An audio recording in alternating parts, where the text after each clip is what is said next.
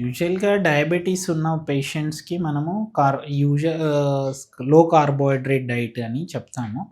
మామూలుగా వేరియస్ మనం తినే ఫుడ్ ప్రొడక్ట్స్‌కి గ్లైసెమిక్ ఇండెక్స్ అనేది ఉంటుందండి. అంటే ఎక్కువ ఇండెక్స్ ఉన్న ఫుడ్స్‌ని మనం తగ్గించుకోవాలి. తక్కువ ఫుడ్స్ తీసుకుంటే మన బాడీలో ఆల్రెడీ షుగర్ ఉంది కాబట్టి బయట నుంచి ఇచ్చే ఫుడ్ కొంచెం షుగర్ లెవెల్స్‌ని పెంచకుండా ఉంటుందండి. సో, దీంట్లో మామూలుగా మన సౌత్ ఇండియా నుంచి వచ్చాం గాబట్టి, మనకి స్టేపుల్ ఫుడ్ రైస్. రెగ్యులర్‌గా రైస్ తింటాము. 2-3 టైమ్స్ తింటాము. ఇదివరకు మన గ్రాండ్ పేరెంట్స్ 3 టైమ్స్ రైస్ తినేవాళ్ళు ఉండేది. ఇప్పుడు మనం అట్‌లీస్ట్ వన్స్ ఆర్ ట్వైస్ తింటున్నాము. ఈ షుగర్ ఉన్న పేషెంట్‌లు కార్బోహైడ్రేట్స్‌ని తగ్గించి వేరేవి తీసుకోవాలండి.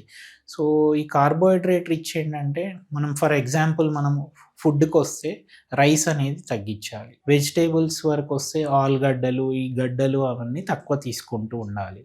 ఆల్టర్‌నేట్‌గా అండ్ రైస్ ప్లేస్‌లో మనము రాగులు, జొన్నలు, గోధుమలు, సజ్జలు ఇలాంటి మిల్లెట్స్ ఇలాంటివి తీసుకోవచ్చు. అండ్ ఫ్రూట్స్‌లో అయితే కామన్‌గా షుగర్ ఎక్కువున్న ఫ్రూట్స్‌ని అవాయిడ్ చేయాలి.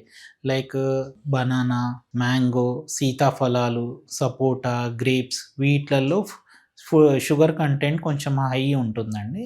వాళ్ళు ఇన్‌స్టెడ్ షుగర్ ఉన్న patients దానిమ్మలు, Apple, papaya, mosambi and జామకాయ ఇలాంటి ఫ్రూట్స్ తీసుకుంటే షుగర్ కంటెంట్ లో ఉంటుంది కాబట్టి, ఈ షుగర్ స్పైక్స్ అనేవి కంట్రోల్ చేసుకోవచ్చు.